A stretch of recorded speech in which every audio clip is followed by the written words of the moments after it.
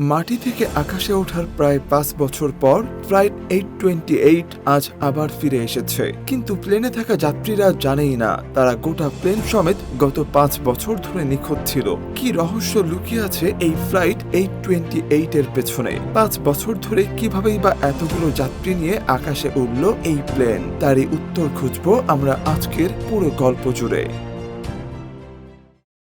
গল্পের শুরুতে আমরা দেখতে পাই স্টোন নামের একজন তার পুরো ফ্যামিলি নিয়ে জামাইকা এয়ারপোর্টে অপেক্ষা করছে। তারা এখান থেকে নিউ ইয়র্কে যাবে। আর এই মেকেলা নামের মেয়েটি হলো নিউ ইয়র্কের পুলিশ ডিপার্টমেন্টের একজন গোয়েন্দা। মেকেলার ভাইয়ের নাম বেন, আর এই মহিলা হলো বেনের স্ত্রী, তার নাম গ্রেস। গ্রেসের ক্যাল আর অলিভ নামের যমজ দুটি বাচ্চাও আছে। জন্মের পর থেকে ক্যাল ক্যান্সারে আক্রান্ত।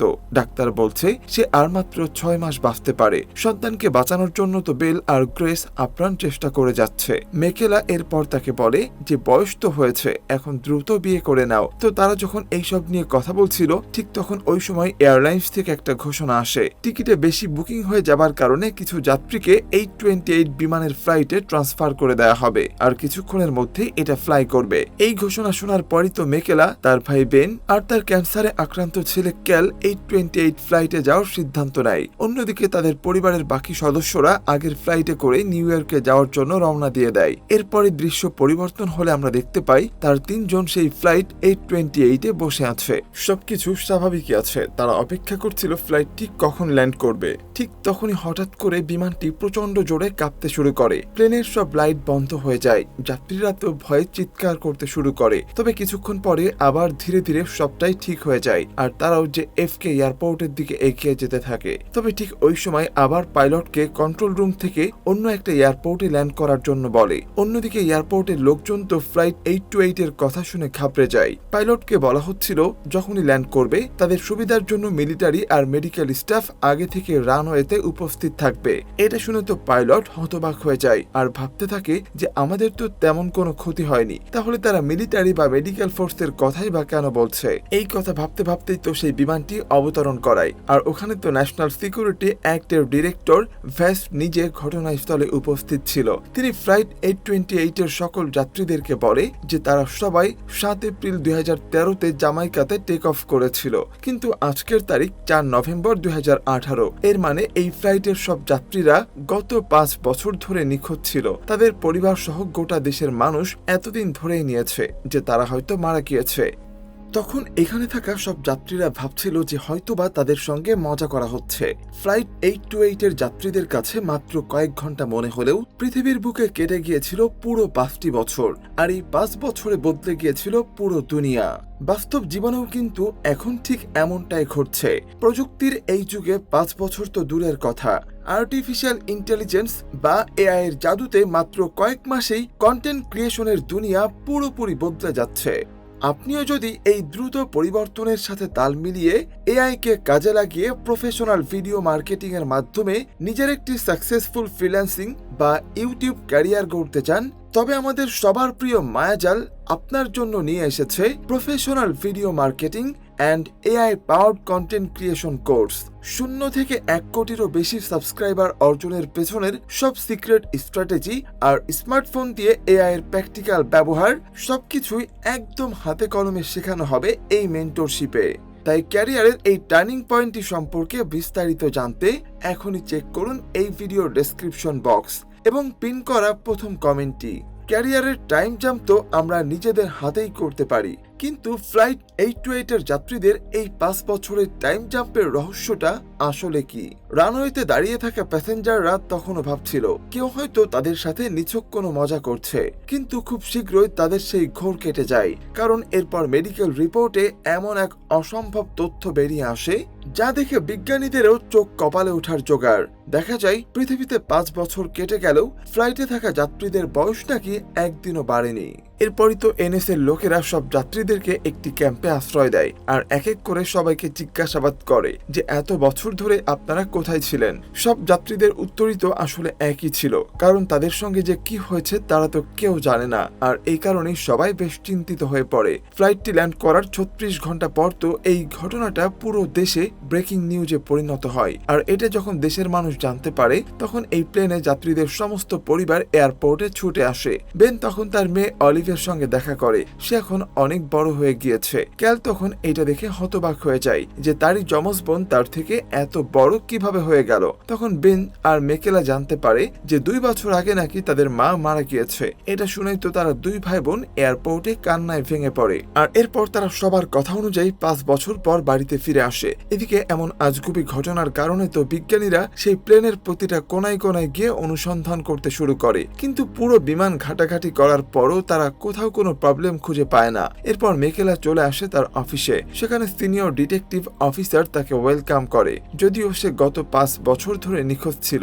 তাও তাকে পুরো অফিসের মানুষেরা সাদরে গ্রহণ করে নেয়। এদিকে টিভিতে তো প্রত্যেকটা চ্যানেলে সেই ফ্লাইট 828 এর খবরের পাশাপাশি 2টা মেয়ের অপহরণ হয়ে যাবার খবর সব জায়গায় চলছিল। আর ওই অপহরণ হওয়া মেয়েদের মামলার তদন্ত করছিল মেকেলার বয়ফ্রেন্ড জেরেড। আর এই কারণে সে প্রচন্ড ব্যস্ত থাকায় মেকেলার সঙ্গে এয়ারপোর্টে দেখা করতে আসতে পারেনি। তবে এর পেছনে আরো একটা কারণ আছে। সে গত বছরে বিয়ে করে ফেলেছে, আর স্ত্রী কেউ নয়, মেকেলার বেস্ট ফ্রেন্ড লর্ডস। এটা শুনেই তো মেকেলার মাথায় যেন আকাশ ভেঙে পড়ে, কারণ তার হিসাব মতে সে 2 দিন আগেই জেরাটের সঙ্গে দেখা করেছিল, আর 2 দিন পরেই সে শুনতে পাচ্ছে তার বিয়ে হয়ে গেছে নাকি 1 বছর পার হয়ে গিয়েছে। এই সব ঘটনায় সে কোনোভাবেই মিলাতে পারছে না। এরপরে বেন ক্যালকে নিয়ে যায় ডক্টরের কাছে আর জানতে পারে যে এত বছরের বিজ্ঞানীরা ক্যান্সারের ঔষধ আবিষ্কার করে ফেলেছে। এর মানে হলো তাদের ছেলে এখন 6 মাসেরও বেশি বাঁচতে পারবে। আর এটা শুনেই তো বেন অনেক খুশি হয়ে যায়। এদিকে মেকেলা যখন বাসে করে বাড়ি ফিরছিল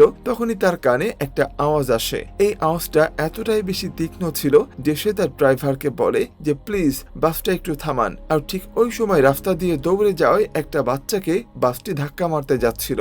আর এখানে মেকেলার কারণে আজকে এই বাচ্চাটি প্রাণে বেঁচে যায়। এরপরে আমরা সানভি নামের একটা মেয়েকে দেখতে পাই যে কিনা একজন চিকিৎসক, আর সেও কিন্তু এই ফ্লাইট 828 এর যাত্রী ছিল। আজকে 5 বছর সে তার অফিসে ফিরেছে। সানভির নিখোঁজ হওয়ার আগে সে ক্যান্সারের ওষুধ নিয়ে একটা গবেষণাপত্র জমা দিয়েছিল, যার সাহায্যে তারা ক্যান্সারের নিরাময় ওষুধ তৈরি করতে পেরেছিল। তাই আজকে তাকে অফিসে অনেক আয়োজন করে ওয়েলকাম করা হয়। পরের দিন সকালবেলায় মেকেলা যখন হাঁটতে বের হয় তখনই রাস্তায় থাকা 2টা কুকুর তাকে দেখে অদ্ভুতভাবে ঘেউ ঘেউ করতে থাকে। ঠিক ওই সময় সে আবারও অদ্ভুত কিছু আওয়াজ শুনতে পায়, আর এইবার ওই আওয়াজটায় মেকেলাকে দুজনকে মুক্ত করার কথা বলছিল। এটা শুনেই তো সে প্রচন্ড বিভ্রান্ত হয়ে সেখান থেকে দৌড়ে চলে যায়। এরপরে তো দিন গড়িয়ে রাত হয়ে যায়, কিন্তু এখনো মেকেলা তার কানে সেই আওয়াজটি শুনেই চলেছে। এই জন্যই মাঝরাতে মেকেলা আবারও সেই কুকুরগুলোর কাছে যায়। সেখানে গিয়ে সে তার ভাই বেনকেও দেখতে পায়, আর তখনই আমরা জানতে পারি যে বেনও ঠিক তার বোনের মতো এই রকম আওয়াজ শুনতে পাচ্ছে। তারপর তারা 2 ভাই বোন সেই দরজা ভেঙে কুকুরগুলোকে মুক্ত করে দেয়, আর সিদ্ধান্ত নেয় যে তারা এই আওয়াজ সম্পর্কে এখন কাউকে কিচ্ছু বলবে না, কারণ এখন সম্পূর্ণ দুনিয়ার মানুষের নজর তো এই বিমানের যাত্রীদের উপর। তাই কোনো কারণে যদি মানুষ জানতে পারে তাদের সঙ্গে অদ্ভুত কিছু হচ্ছে, তাহলে তারা তাদের উপর বিভিন্ন রকম এক্সপেরিমেন্ট করতে শুরু করবে।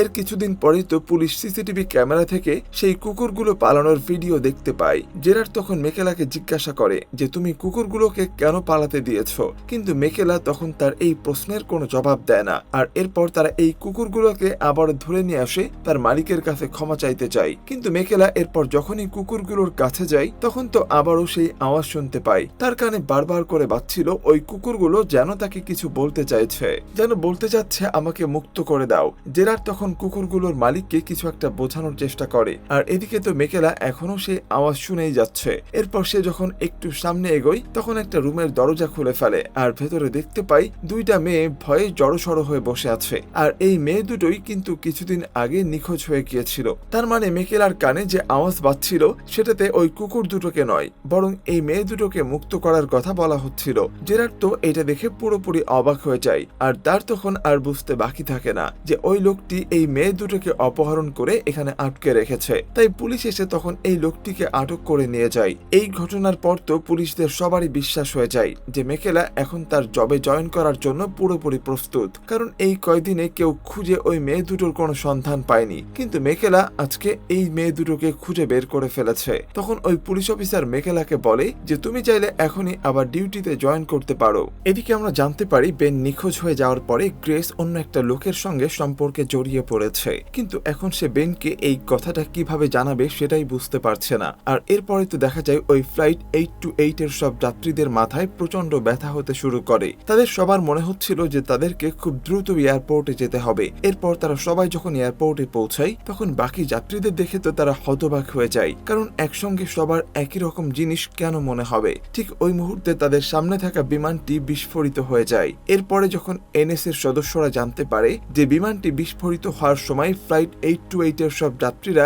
এয়ারপোর্টে উপস্থিত ছিল, তখন তারা তাদের সবাইকে আবারও নানান ধরনের জিজ্ঞাসাবাদ করতে শুরু করে। তবে অবাক করা বিষয় হলো এবারও তাদের সবার উত্তর একই ছিল। সবাই বলছিল যে আমাদের একটা অনুভূতি হচ্ছিল যে কোনো মূল্যে এখন আমাদেরকে এয়ারপোর্টে যেতে হবে। 10 ঘন্টা ধরে জিজ্ঞাসাবাদ করার পর এরপর তাদের সবাইকে আবার ওখান থেকে যেতে দেয়া হয়, কিন্তু অফিসার তাদের প্রত্যেকের উপরই নজরদারি করার সিদ্ধান্ত নেয়। তাদের বারবার মনে হচ্ছিল যে এদের মধ্যে কেউ নিশ্চয়ই কোনো কিছু গোপন করছে। ওই ঘটনার পরেই তো বেন আর গ্রেস ক্যালকে আবারও হসপিটালে নিয়ে যায় চিকিৎসার জন্য। তাদের সেখানে গিয়ে সানভির সঙ্গে দেখা হয়, আর কথা বলতে বলতে জানতে পারে যে সানভিও তাদের সঙ্গে ফ্লাইট 828 এ ছিল, আর সানভির তৈরি করা ফর্মুলা থেকে ক্যালের চিকিৎসা হচ্ছে। এদিকে মেকেলা যখন পুলিশের স্টেশনে আসে সেখানে তার সেই বেস্ট ফ্রেন্ড, মানে এখন যে তার বয়ফ্রেন্ডের ওয়াইফ লর্ডস এর সঙ্গে দেখা হয়, কিন্তু এখন তো মেকেলা তার মুখও দেখতে চায় না, তাই কোনো প্রকার কথা না বলেই তাকে অ্যাভয়েড করে সেখান থেকে চলে যায়। এর পরের দিন দেখা যায় বেন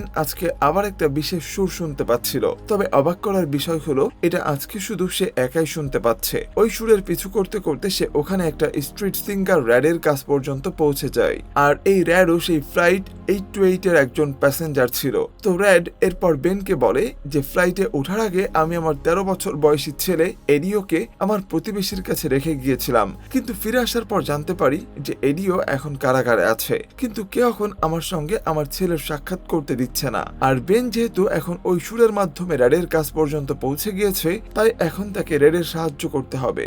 বেনের বোন মেকেলা তো সেই গোয়েন্দা বিভাগে চাকরি করে, আর তাই বেনের সঙ্গে নিউ ইয়র্ক পুলিশ ডিপার্টমেন্টের বেশ যোগাযোগ ছিল। তাই বেন এরপর খুব সহজে র্যাডের সঙ্গে তার ছেলের সাক্ষাৎ করিয়ে দেয়। এডিওকে একটি গহনার দোকান থেকে চুরির অপরাধী হিসাবে আটক করা হয়েছিল, কিন্তু এডিওর ভাষ্যমতে সে কোনো চুরি করেনি। তখন বেনের মনে হয় যে এডিও হয়তো মিথ্যা কথা বলছে, আর সেই সময় সে আবারও একটা আওয়াজ শুনতে পায়। এই আওয়াজে তাকে বলা হচ্ছিল যে এডিও সত্যি কথা বলছে, সে কোনো চুরি করেনি। এরপরে সে ওটা তার বোন মেকেলাকে জানায় আর তাকে এডিও সাহায্য করতে বলে, কারণ তার এখন মনে হচ্ছিল যেহেতু ওই আওয়াজে সে শুনতে পেয়েছে তাহলে নিশ্চয়ই এডিও নির্দোষ।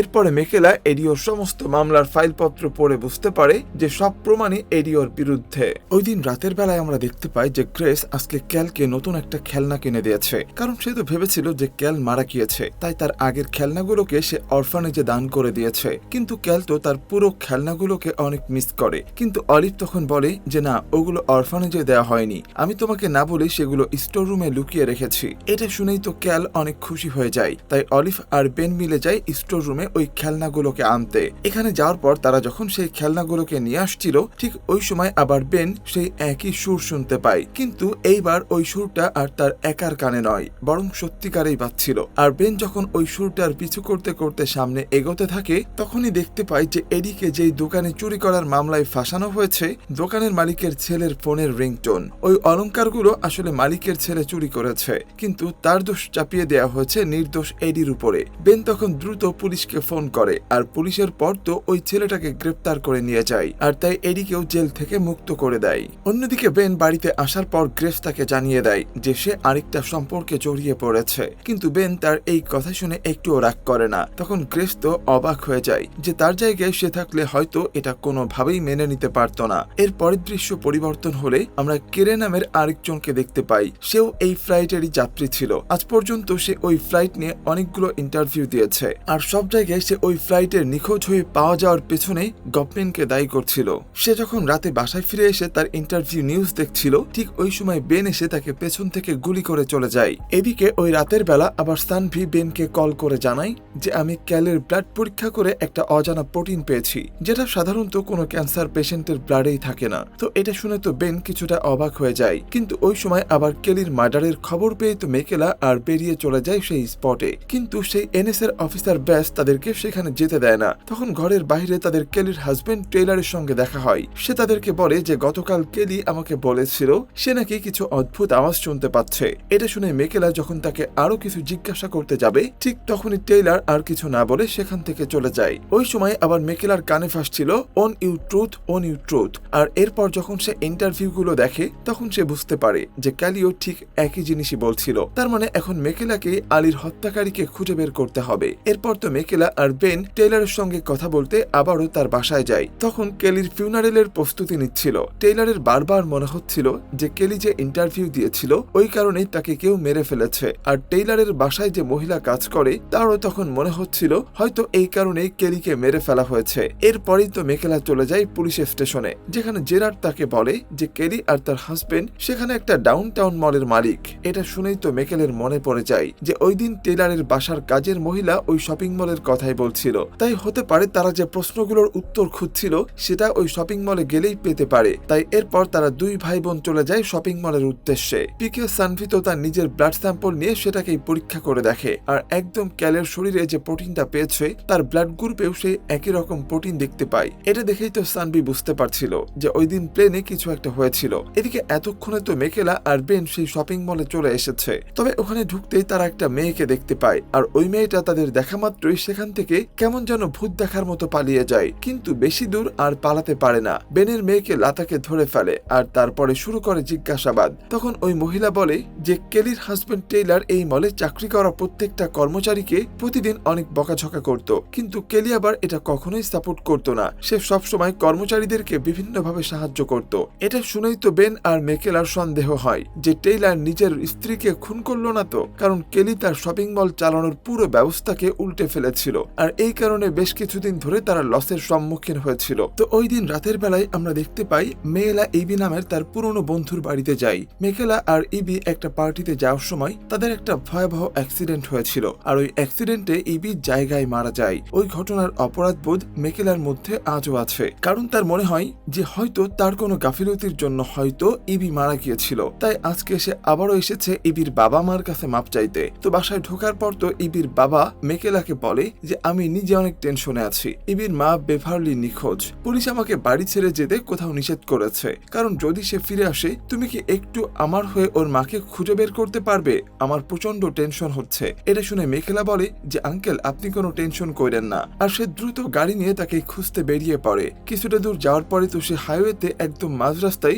রেভারলিকে পেয়ে যায়, কিন্তু ঠিক ওই সময় সে একটা গাড়ি এসে তাকে ধাক্কা দিতে যাচ্ছিল। এটা দেখেই তো মেকেলা দ্রুত তার গাড়িটাকে সামনে নিয়ে আসে, কোনো মতে বেভারলিকে এই যাত্রার মতো বাঁচিয়ে দেয়। বেভারলিকে একটা জায়গায় দাঁড় করিয়ে রেখে সে দ্রুত ওই গাড়িটার কাছে যায়, আর দেখতে পাই যে এই গাড়িটা চালাচ্ছিল সেই কেলির বাসার মেড, যে তাদেরকে এই শপিং মলের কথা বলেছিল। ঠিক তখন আবার মেকেলার নজর পড়ে একটা নেকলেসের দিকে, আর তার মনে পড়ে যায় যে এটা তো সেই ইন্টারভিউ দেওয়ার সময় কেলির গলায় দেখেছিল। আর এইবার তো তার কাছে সবটাই স্পষ্ট হয়ে যায়। সে ওই মেড তো সরাসরি ইন্টারোগেট করতে থানায় নিয়ে আসে, আর তখন সে সম্পূর্ণ অপরাধ বোধ স্বীকার করে নেয়। সে বলে যে কেলি নিখোঁজ হয়ে যাবার পরে যখন ওই প্লেনটা 5 বছর ধরে গায়েব ছিল তখন সে আর টেইলার মিলে অলরেডি একটা নতুন জীবন শুরু করে দিয়েছে, কিন্তু কেলি ফিরে আসার কারণে আমার আর টেইলরের মাঝখানে অনেক দূরত্ব হয়ে যায়। তাই আর সহ্য করতে না পেরে আমি কেলিকে মেরে ফেলেছি। এদিকে তো 1 মাসে এরকম 2টা ভাইটাল কেস সলভ করার জন্য পুরো পুলিশ ডিপার্টমেন্ট মেকেলাকে অনেক প্রশংসা করে। এরপর এই মেকেলা চলে যায় সানভির সঙ্গে দেখা করতে। সে মেকেলাকে বলে যে ওই ফ্লাইট 828 এর সমস্ত প্যাসেঞ্জারের এমআরআই রিপোর্টে স্ট্রোকের লক্ষণ পাওয়া গেছে। তার মানে আমরা সবাই যখন প্লেনে ছিলাম তখন সবার একসঙ্গে স্ট্রোক হয়েছিল, কিন্তু আশ্চর্যের বিষয় হলো সেটা আমরা কেউই বুঝতে পারিনি। আর এটা একটু গভীর তদন্ত করার জন্য আমার প্রয়োজন এখন কেলির ব্রেনটা। তবে সমস্যা হলো এতক্ষণে গভর্নমেন্ট এজেন্সি কেলির মৃতদেহটাকে একটা সিক্রেট জায়গায় নিয়ে নিয়েছে। অন্যদিকে তো ভ্যাস আর তার টিম মিলে সমস্ত প্যাসেঞ্জারদের উপরে নজর রেখেছিল। তারা ওই সব প্যাসেঞ্জারদের মধ্যে কানেকশন খোঁজার চেষ্টা করছে, কারণ ওই প্লেনে বিস্ফোরণ হওয়ার দিন তারা সবাই একদম ঠিক টাইমে এয়ারপোর্টে পৌঁছে গিয়েছিল। এরপরে গল্প চলে যায় ফ্ল্যাশব্যাকে, মানে যেদিন ওই প্লেনটা গায়েব হয়ে গিয়েছিল আর আমরা বেতনি নামের একটা এয়ার হোস্টেসকে ফ্লাইটের মধ্যে কিছু গড়বড় করতে দেখি। তারপর গল্প চলে আসে আবারও বর্তমানে। সানভি যখন হসপিটালে কাজ করছিল তখন সে হঠাৎ করে দেখতে পায় একটা স্ট্যাচু দিব্যি মানুষের মতো হেঁটে বেড়াচ্ছে। এমনকি হসপিটালের ফ্লোরে ওই স্ট্যাচু পায়ের ছাপও আছে। এটা দেখে সানভি যখন পেছন দিকে ফেরে তখন আবার সে ওই স্ট্যাচুকে দেখতে পায়। হতে পারে এটা আবার সানভির জন্য নতুন একটা সংকেত। তখন হঠাৎ করে পাগলের মতো একটা পেশেন্ট চিৎকার করে বলতে থাকে যে এই সব কিছুর পেছনে ওই এয়ার হোস্টেজের হাত রয়েছে। এটা দেখে তো সানভি অবাক হয়ে যায়, কারণ এই পেশেন্টটা ওই ফ্লাইট অ্যাটেন্ডেন্ট বেতনেরই নামটাও জানে। এদিকে মেয়েকেনা আর জেরেড রয়েছে নতুন একটা মিশনে, যেখানে একটা মাফিয়া গ্যাং এর আস্তানার বাইরে তাদের পরবর্তী অর্ডারের জন্য অপেক্ষা করছিল। ঠিক ওই সময় মেকেলা গাড়ির সামনে এই অ্যাঞ্জেল স্ট্যাচুটাকেই দেখতে পায়, যেটা একটু আগে হসপিটালে সানভিকে কাউকে একটা বাঁচাতে বলছিল। মেকেলার তখন মনে হয় তাদের এখনই আন্ডার কভারে এই মিশনের জন্য যে কাজ করছে তাকে বাঁচানো দরকার। তাই জেরেডকে বলে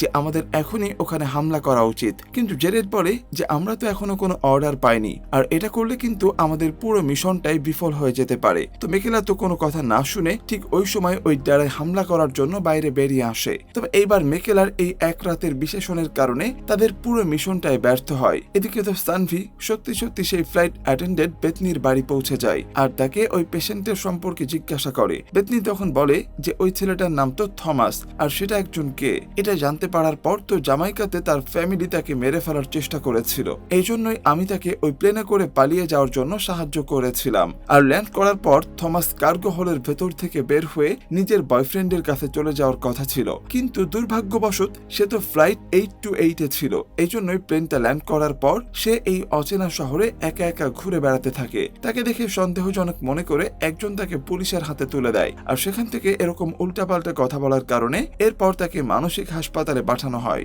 এরপর তো সানভি আর বেতনি থমাসকে নিয়ে হাসপাতালে যায়, কিন্তু সেখানে গিয়ে তারা জানতে পারে যে থমাস আগেই সেখান থেকে পালিয়ে গেছে। হাসপাতালের বাইরে বেরিয়ে তারা মেকেলার সঙ্গে দেখা করে, আর তখন তারা জানতে পারে যে ভ্যাস থমাসকে খুঁজতে হাসপাতালে পৌঁছে গিয়েছে। এই কথা শুনে তারা দ্রুত সেখান থেকে চলে যায়। আসলে ভ্যাস থমাসের ফিঙ্গারপ্রিন্টের মাধ্যমে জেনে যায় যে প্লেনের কার্গো হলে ছিল। অন্যদিকে সানভি আর মেকেলা তো বেথনিকে ওই অ্যাঞ্জেল স্ট্যাচুর ব্যাপারে বলে, যেটাকে তারা দুইজন এতদিন ধরে বিভিন্ন জায়গায় দেখেছে। সবটা শুনে বেথনি বুঝতে পারে যে এটা কোনো সাধারণ ভাস্কর্য নয়। পরে তারা বুঝতে পারে যে সেই অ্যাঞ্জেল স্ট্যাচুটি বিটস ফাউন্ডেশনের ভেতরে পানির নিচে রয়েছে। সেই কারণে সানভি ওই দিন হসপিটালে তার পায়ের ছাপও দেখতে পেয়েছিল।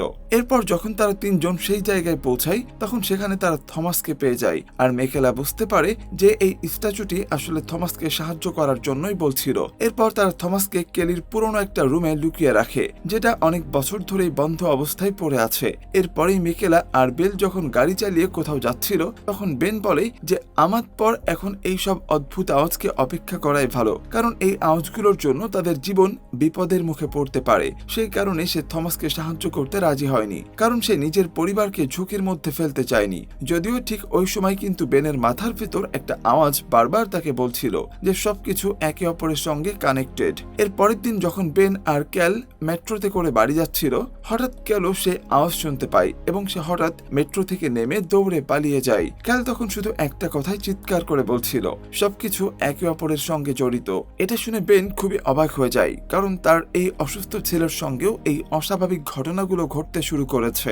ওই সময় আবার বেতনি বলে তার গার্লফ্রেন্ডের সঙ্গে আর তারা দুজন থমাসের জন্য খাবার নিয়ে যেতে যাচ্ছিল। ঠিক তখনই ভ্যাস এসে তাদেরকে ধরে ফেলে, এমনকি গ্রেপ্তার করে, কারণ তারা অবৈধভাবে একজন বিদেশি নাগরিককে লুকিয়ে রেখেছিল। অন্যদিকে ক্যাল সেই জায়গায় পৌঁছে যায় যেখানে থমাসকে লুকিয়ে রাখা হয়েছিল। এটা দেখে বেন আরো বেশি অবাক হয়ে যায়। এখন যেহেতু তার ছেলেও এই ঘটনার সঙ্গে জড়িয়ে পড়েছে, তাই সে শেষ পর্যন্ত থমাসকে সাহায্য করার এবং সেই আওয়াজের অ্যাভয়েড না করার সিদ্ধান্ত নেয়। কিছুক্ষণ পর তো ক্যাল তাকে বলে যে কেউ যেন তাকে ধরতে আসছে। ঠিক তখনই বেথনির গার্লফ্রেন্ড সেখানে এসে থমাসকে একটি নিরাপদ জায়গায় নিয়ে যায়। এরপর ফ্ল্যাশব্যাকে আমরা ফ্লাইট 828 মার্কো নামে এক প্যাসেঞ্জারকে দেখতে পাই, যে একজন বুলগেরিয়ান নাগরিক ছিল। সে ইংরেজি জানতো না, তাই কাস্টম ফর্ম পূরণ করার জন্য সে কিছু লোকের কাছে সাহায্য চেয়েছিল। তখন তার সঙ্গে ক্যাল আর সানভির কথা হয়েছিল। এরপর গল্প আবার বর্তমান সময় ফিরে আসে, যেখানে ক্যাল একটি ভয়ঙ্কর স্বপ্ন দেখে হঠাৎ বুলগেরিয়ান ভাষায় চিৎকার করতে শুরু করে। ক্যালের খুব বেশি জ্বর ছিল, তাই বেন আর গ্রেস তাকে হাসপাতালে নিয়ে যায়। তবে আশ্চর্যের বিষয় হলো ক্যাল কখনোই বুলগেরিয়ান ভাষা শেখেনি, এমনকি সে তো এই ভাষা সম্পর্কে কিছুই জানতোই না। তাহলে হঠাৎ করে সেখানে এই ভাষায় কথা বলতে শুরু করেছে। ক্যালকে হাসপাতালে ভর্তি করা হয়, কিন্তু তার জ্বর কোনোভাবেই কমছিল না। ডাক্তাররাও বুঝতে পারছিল না আসলে ক্যালের কি হয়েছে। তখন হঠাৎ করে ক্যাল আবার বুলগেরিয়ান ভাষায় চিৎকার শুরু করে। তখন সাবির মনে পড়ে যায় যে প্লেনে মার্কো ঠিক এই কথাগুলোই বলছিল, অর্থাৎ ক্যালের অসুস্থতার পেছনের কারণ কোনো না কোনোভাবে ফ্লাইট 828 এর সঙ্গেই যুক্ত। এরপর বেন আবার সব যাত্রীদের তালিকা খুঁজে দেখে এবং সেখান থেকে মার্কোর তথ্য বের করে, কিন্তু নিউ ইয়র্কে মার্কোর কোনো ঠিকানা পাওয়া যায় না। এরপর তারা সেই মহিলার সঙ্গে দেখা করে যিনি ফ্লাইটে মার্কো ট্রান্সলেট করতে সাহায্য করছিলেন, কিন্তু সেই মহিলা জানায় যেসব যাত্রী নিউ ইয়র্কে কোনো পরিবার ছিল না তাদের সরকারি শেল্টারে পাঠানো হয়েছিল। এরপর তিনি আরো বলেন যে প্লেন থেকে নামার পর মার্কো বাস নাম্বার 5 এ উঠেছিল, কিন্তু রিপোর্ট অনুযায়ী অনুযায়ী সেখানে মাত্র 4টি বাস ছিল। এটা শুনে তদন্ত করতে গিয়ে বেন বুঝতে পারে যে সেখানে আসলে পঞ্চম একটি বাসও ছিল, যেখানে বিদেশি যাত্রীদের তোলা হয়েছিল, কিন্তু সেই যাত্রীদের এখনো কোনো খোঁজ পাওয়া যায়নি। বেনের মনে হয় যে সম্ভবত সরকার এই বাসটিকে কোনো গোপন স্থানে পাঠিয়েছে, যাতে তার যাত্রীদের উপর পরীক্ষা নিরীক্ষা চালিয়ে জানতে পারে তারা কেন নিখোঁজ হয়েছিল। এরপর বেন ট্রাফিক ক্যামেরার সাহায্যে একটি বড় ফাঁকা জায়গার সন্ধান পান যেখানে সেই বাসটি যেতে পারে। এরপর মেকেলা আর জ্যারেড সেখানে যাওয়ার সিদ্ধান্ত নেয়। সবশেষে আমরা সেই জায়গাটি দেখি যেখানে বাস নাম্বার 5 এর যাত্রীদের রাখা হয়েছিল। সেখানে আমরা মার্কোকেও দেখি, যার উপর ভয়ঙ্কর সব এক্সপেরিমেন্ট চালানো হচ্ছিল এবং তাকে বৈদ্যুতিক শক দেওয়া হচ্ছিল। বাকি যাত্রীদের সঙ্গেও একই রকম আচরণ করা হচ্ছিল। মার্কোর উপর যে শক দেওয়া হচ্ছিল, ক্যারো ঠিক সেই শকগুলো অনুভব করছিল। অন্যদিকে মেকেলা আর জ্যারেড অবশেষে সেই জায়গায় পৌঁছায়, কিন্তু সেখানে কঠোর সামরিক পাহারা থাকায় তারা ভেতরে ঢুকতে পারে না। ওরা সেখানে গিয়ে কিছু ছবি তোলে এবং সেখান থেকে বেরিয়ে আসে। এরপর বেন সেই ছবিগুলো নিয়ে ভ্যান্সের কাছে যায় এবং তার উপর অবৈধভাবে এক্সপেরিমেন্ট চালানোর অভিযোগ তোলে, কিন্তু ভ্যান্স নিজেই বলে যে এই ধরনের কোনো এক্সপেরিমেন্ট সম্পর্কে তার কোনো ধারণাই ছিল না। এতে বেন খুবই হতাশ হয়ে সেখান থেকে চলে যায়। তবে ভ্যান্স তার লোকজনকে এই ধরনের এক্সপেরিমেন্টের ব্যাপারে খোঁজ নিতে বলে। এদিকে মেকেলা জানতে পারে যে সেখানে এই এক্সপেরিমেন্টগুলো চালানো হচ্ছিল সেই জায়গাটা মাত্র 2 সপ্তাহ আগে একটি বড় কোম্পানি ইউডিএস কিনে নিয়েছে। শুধু তাই নয়, যেসব বাসে করে যাত্রীদের সেখানে নিয়ে যাওয়া হয়েছিল সেগুলোর ব্যবস্থাও সরকারকে ইউডিএস কোম্পানি দিয়েছিল। এতে পরিষ্কার হয়ে যায় যে এই এক্সপেরিমেন্টের পেছনে ওই কোম্পানির হাত রয়েছে। কিন্তু এক্সপেরিমেন্ট চালানো লোকজন বুঝে ফেলে যে পুলিশ বিষয়টি নিয়ে সন্দেহ করতে শুরু করেছে, তাই তারা দ্রুত এক্সপেরিমেন্ট বন্ধ করে দেয় এবং সব যাত্রীকে অন্য জায়গায় সরিয়ে নেওয়ার প্রস্তুতি নিতে থাকে। এরপর দেখা যায় মার্কো যখন একটু সুস্থ হতে শুরু করে, ঠিক তখনই ক্যালের অবস্থাও ভালো হয়ে যায়, যদিও ডাক্তাররা তখনও বুঝতে পারছিল না ক্যালের আসলে কি হয়েছিল। অন্যদিকে ভ্যাসের সন্দেহ হয় যে এইসব এক্সপেরিমেন্টের পেছনে কোনো খুব শক্তিশালী মানুষ আছে যে সরকারের নাম ব্যবহার করে এসব কাজ করাচ্ছে। এরপর ভ্যাস নিজেই সেই জায়গায় যায়, কিন্তু গিয়ে দেখে পুরো জায়গাটা একদম ফাঁকা। তবে সেখানে সে একটি নতুন ব্যান্ডেজ পায়, যেটা দেখে সে বুঝে যায় এখানে অবশ্যই কিছু ঘটেছে। এইদিকে হাসপাতালে ক্যাল বেনকে বলে যে সে খুবই ভয় পেয়েছে এবং সে এখনো মার্কের যন্ত্রণা অনুভব করতে পারে। তখন বেন বুঝে যায় যদি সে তার ছেলেকে বাঁচাতে চায় তাহলে তাকে খুব দ্রুত মার্ক আর বাকি যাত্রীদের খুঁজে বের করে উদ্ধার করতে হবে, আর যাত্রীদের কোথায় লুকিয়ে রাখা হয়েছে সেটা জানার একমাত্র উপায় হলো ইউডিএস কোম্পানি। ঠিক সেই সময় ইউডিএস কোম্পানি তাদের অ্যাকাউন্টস ডিপার্টমেন্টের জন্য লোক নিয়োগ দিচ্ছিল। বেন এই সুযোগটা কাজে লাগায় এবং চাকরির জন্য ইন্টারভিউ দেয়। ইন্টারভিউতে সে টিকেও যায় এবং চাকরিটা পেয়ে যায়। তবে বেন গ্রেসকে ইউডিএস কোম্পানিতে যোগ দেওয়ার আসল কারণটা জানায় না। চাকরির প্রথম দিনই বেন জানতে পারে যে তার বস ফ্লাইট 828 সম্পর্কে জানে। এতে বেন খুবই খুশি হয়, কারণ তার কাছাকাছি থাকলে ইউডিএস এর ডাটাবেজে ঢোকা খুবই সহজ হবে। খুব দ্রুতই বেন বুঝতে পারে যে তার দরকারি তথ্য পেতে হলে একটি রেড লেবেল কার্ড লাগবে, তাই সে ইচ্ছা করে নিজের কার্ডটা মাইক্রোওয়েভে রেখে নষ্ট করে দেয়। যখন তার বস দেখে যে বেনের কার্ড কাজ করছে না, তখন সে নিজের রেড লেবেল কার্ড বেনকে দিয়ে দেয়। এই কার্ডের সাহায্যে বেন সব জায়গায় অ্যাক্সেস পেয়ে যায়। এরপর তদন্ত করতে গিয়ে বেন ফিওনা ক্লার্ক নামে এক মহিলার ব্যাপারে জানতে পারে। ফিওনা একজন গবেষক যিনি ফ্লাইট 828 ছিলেন। বেন আরো জানতে পারে যেসব এক্সপেরিমেন্ট চালানো হচ্ছিল সেগুলোর ভিত্তি আসলে ফিওনার গবেষণার উপরই তৈরি। এরপর বেন আর সানভি ফিওনার একটি ইভেন্টে যায়। ফিওনা সম্প্রতি এমন একটি গবেষণা করেছিল যেখানে বলা হয় মানুষের মস্তিষ্ক একে অপরের সঙ্গে সংযুক্ত থাকতে পারে, অর্থাৎ একজন মানুষের যে ব্যথা আরেকজন মানুষও তা অনুভব করতে পারে। মার্ক আর ক্যালের সঙ্গেও ঠিক এমনটাই ঘটছিল। এইসব বোঝার পর বেন আর সানভি ফিওনার সঙ্গে দেখা করে, কিন্তু তারা জানতে পারে যে নিখোঁজ যাত্রীদের ব্যাপারে ফিওনা কিছুই জানে না। ফিওনা জানায় ফ্লাইট 828 ফিরে আসার কয়েকদিনের মধ্যেই একটি নন প্রফিট অর্গানাইজেশন তার সঙ্গে যোগাযোগ করেছিল। সেই সংস্থা তার গবেষণায় ফান্ড দিতে চেয়েছিল। তবে ফিওনা কিছুই বুঝতে পারছিল না যে হঠাৎ করে এই অর্গানাইজেশন কেন তাকে ফান্ড করতে যাচ্ছে, কারণ তার এক্সপেরিমেন্টের সঙ্গে আবার এই ফ্লাইটের কি সম্পর্ক। আর ঠিক এখানেই শেষ করা হয় এই সিরিজের ফার্স্ট এবং সেকেন্ড এপিসোড। বন্ধুরা, একটা বিষয় সম্পর্কে কিন্তু এখনো কোনো তথ্য পাওয়া যায়নি যে এই বিমানটা আসলে 5 বছর কোথায় ছিল। সেটার উত্তর হয়তোবা আমরা এর পরবর্তী এপিসোডগুলোতে জানতে পারবো।